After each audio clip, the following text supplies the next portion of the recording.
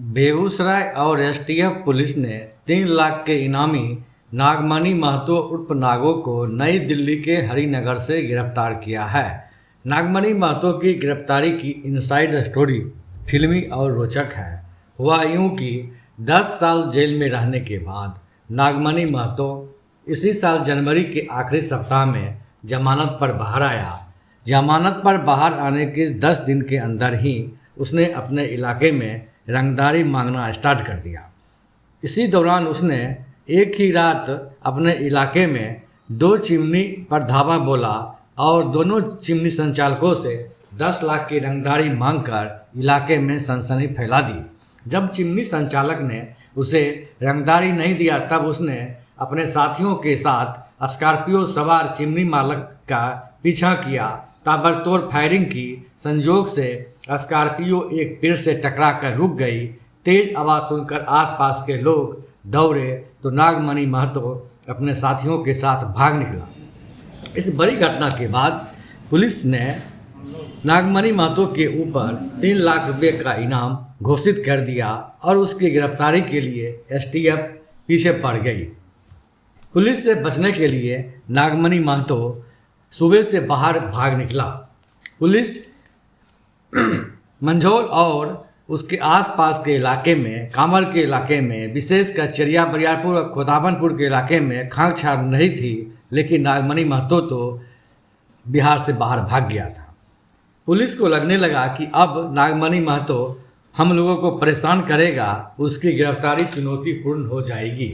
इसी बीच पुलिस को भनक लगी कि नागमणि महतो की एक मुस्लिम प्रेमिका है जिससे उसकी बातचीत होती है। पुलिस ने काफ़ी मशक्क़त के बाद उसकी मुस्लिम प्रेमिका, जिसका नाम संगीता कुमारी है, का मोबाइल नंबर हासिल कर लिया। इसी मोबाइल नंबर से पुलिस को पता चला कि वह कलकत्ता में नागमणि महतो अपनी बहन के यहाँ छिपकर रह रहा है। पुलिस कलकत्ता पहुँची, तब तक नागमणि महतो वहाँ से भाग निकला। एसटीएफ और बेगूसराय पुलिस की टीम वापस आ गई। इसी बीच पुलिस को पता चला कि नागमणि महतो अपनी प्रेमिका के पति के यहाँ उत्तर प्रदेश के आजमगढ़ में रह रहा है।